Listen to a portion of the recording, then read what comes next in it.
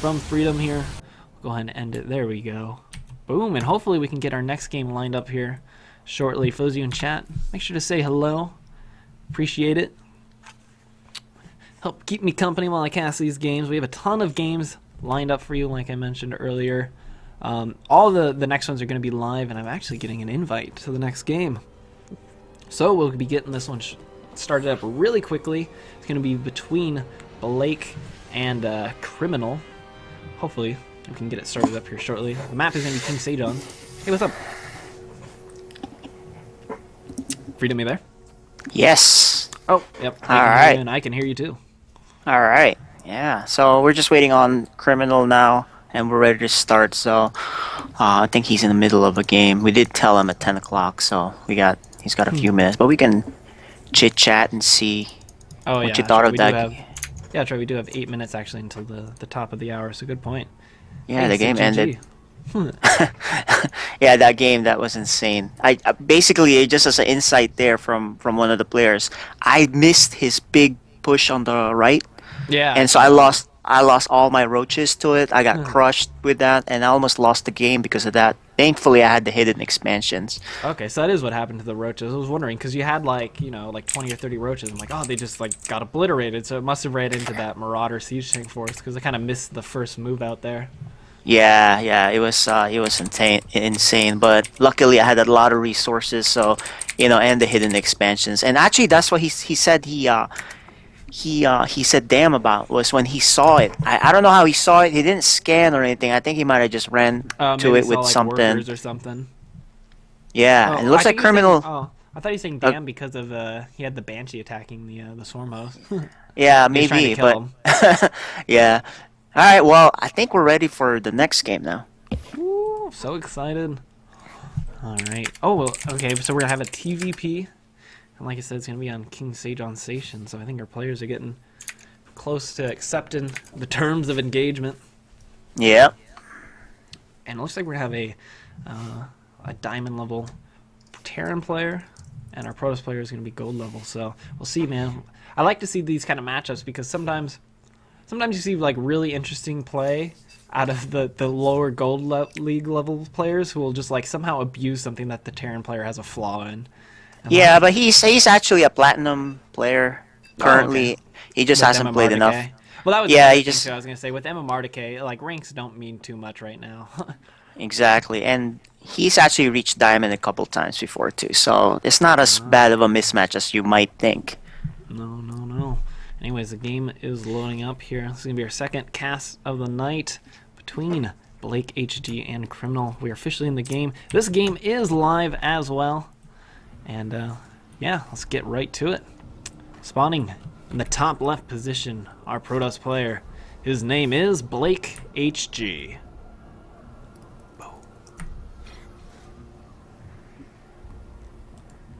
Hey, you're in this game. Do you want to do the introduction for our second player? Sure. On the bottom right, it's the guy that doesn't cheese. He's Kriminal. I've never seen him cheese. Really? Yeah. Maybe he'll surprise us all in cheese. Yeah, maybe he should. First SCV is moving out. Oh, no, it's just building a barrier or a supply depot. I don't think he's gonna cheese when he thinks he's better than the player he's playing against. That's the thing. Yeah, that's a fair enough assessment. Just play it safe. Try and take the win. Don't do something kind of crazy and then get punished for it because he knows how to defend it. Yeah.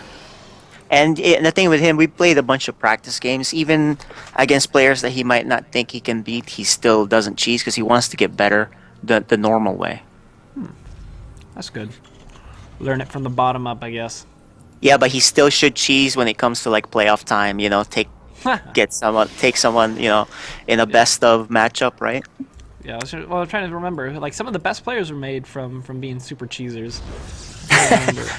Cheese is fun though, man. Yeah, that's true. Like I think Huck was super cheesy early on.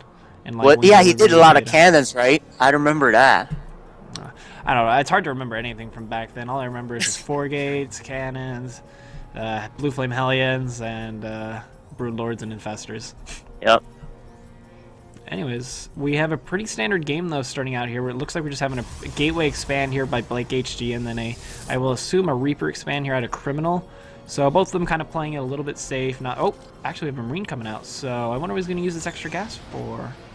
Yeah, usually he does a Reaper. I played, hundreds of games with him, so pretty unusual.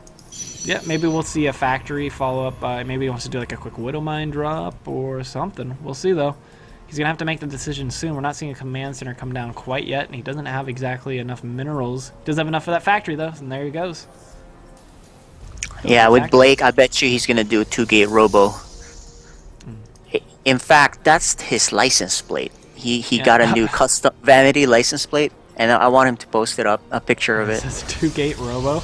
Yep, it's pretty when the fun. Legacy of the Swarm comes out though, and then it's going to be like, that build is going to be obsolete.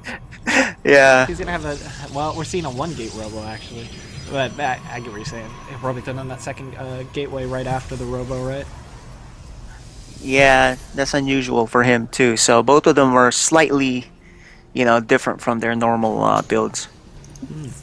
Well, that extra robo is going to be good for our Protoss player because it means he's going to be able to get the observer out a little bit quickly. But the question is he going to have any units out to actually defend potentially this attack? He got the scout about. He looked around.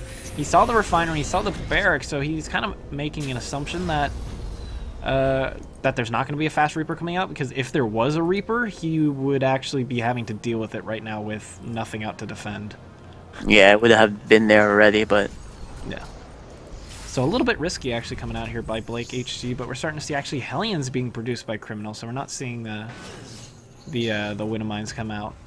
I always just assume Widow Mines, but maybe that's because I have an inherent fear. But we see Blake coming up here, and he's going to see he's going to see everything. it.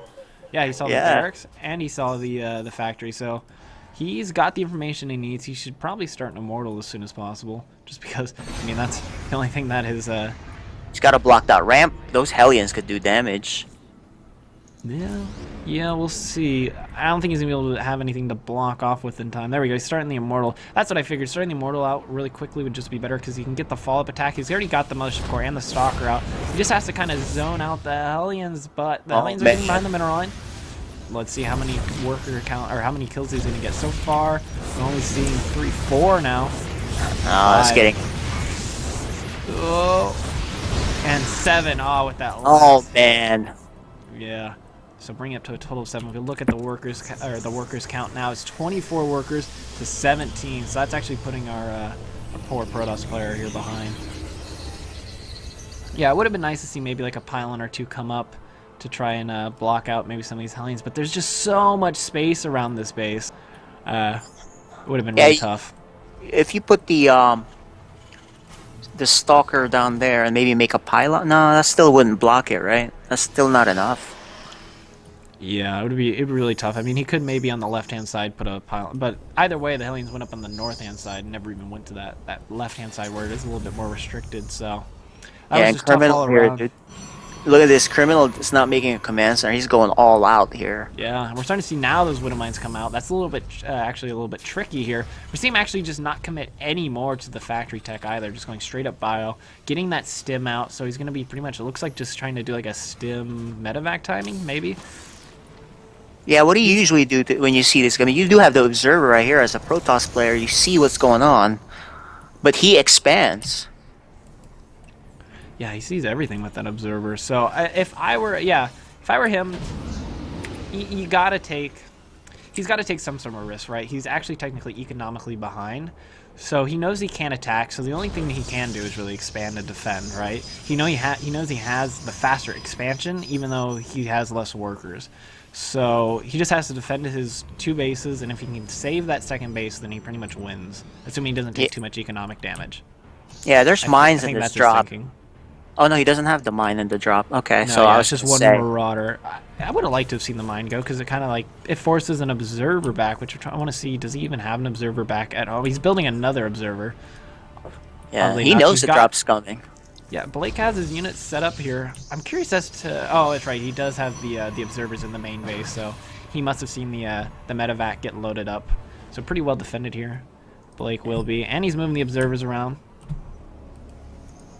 His macro's falling behind though. That second Nexus isn't really doing anything. Well, the whole time I wasn't making any probes. Yeah.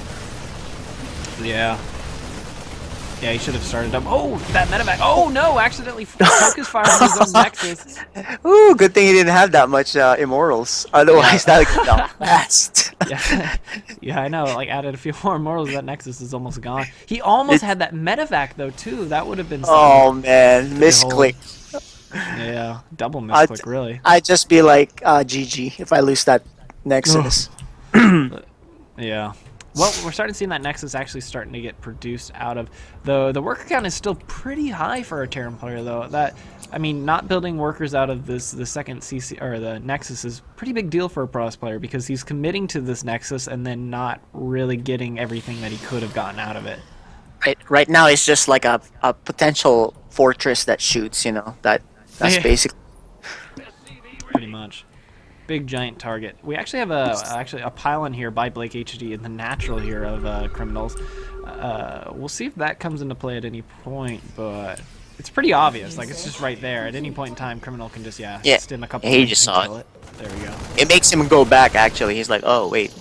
Yeah, and that's a pretty good thing. Although I don't know if Criminal could have really pressured it too much with so many immortals out and trying to see. I think there's a pretty good number of Marauders in here. Yeah, let's see how many there are. 6. Yeah, those immortals would have made short work of them. He sees a lot of bio. Is it time to go? Colossus?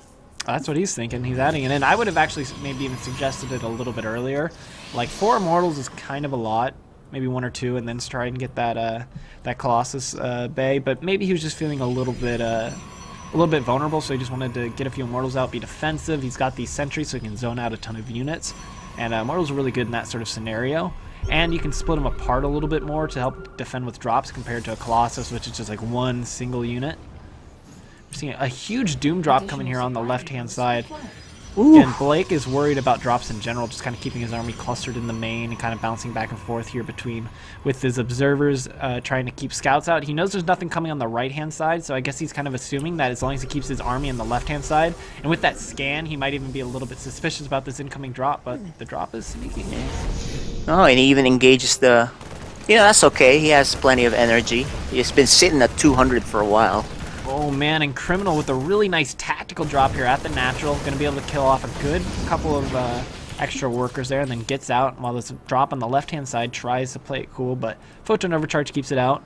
These observers on the right-hand side are pretty much helping Blake here not worry about that right-hand side for drops, which is actually really smart and cool to see him doing.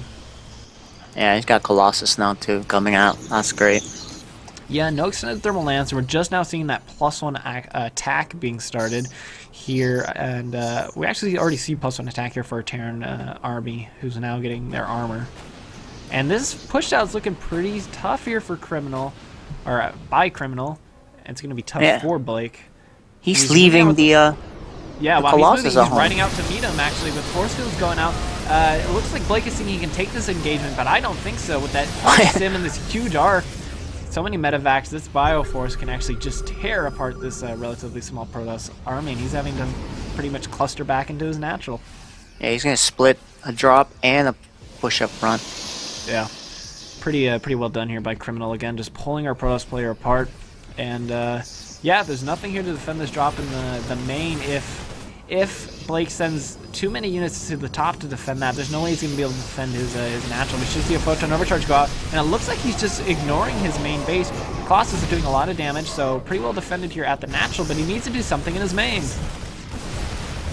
Stim Bio is going to be ripping apart now all the pylons too. Oh, there's only 4 gateways. More gateways would have been nicer for BlakeHG now that he's on 2 bases. And he's only working off Colossus tech. Ooh. Oh, nice. He gets one at least. Hot consolation prize. Yeah, knocked that pinata right out of the sky, but that drop is going to go into the main base again, the one that survived. And this is starting to cost Kriminal a little bit, though. After that one drop, he's losing a lot of army. There's still a pretty strong Protoss army, although 80 army supply compared to 49, I still don't think the Protoss army is going to be able to do much as he's getting pulled apart here, having to defend multiple locations. Yeah, he's just getting outmaneuvered here. So the Stim Bios picking apart almost every single pylon here in the main. Is he going to get that last one? No, not. Just barely by the skin of his teeth. Get that medevac out of there. The observers, that's one thing I would like to see maybe out of a Criminal here, is maybe a little bit more scanning to get rid of these observers, because they've been sitting pretty this whole game in like the best locations. And even still, with supreme inflammation and really strong reactions here by BlakeHG, he just hasn't been able to deal against the composition here by Criminal. I think Criminal's going to bust on through. Yeah, it's a macro game by Criminal, just shining for him, you know. Yeah. I mean, if you notice, Blake just kind of running out of APM, you know, with his probes not going back to the main to mine and all that. So everything's just falling apart after some good harassment. Yeah, landed Vikings are kind of the sign of the times. There's nothing for them to shoot in the sky except for that mothership core, and we have the GG come out by BlakeHG. So congrats to Criminal. Really well played. Yeah, Criminal moves on to the next match, I guess. I don't even know who's playing next, but that win is important. I'm gonna check to see if he's in the playoffs. Yeah, I think according to, well, the hypothetical schedule is that it'll be you and Jadon next. Yeah, and with that win, Criminal actually is now 7-6, so he's right there in the bubble for making the playoffs, because half the players will make the playoffs. Ooh, and that's something everyone's fighting for. So these matches Exactly. count.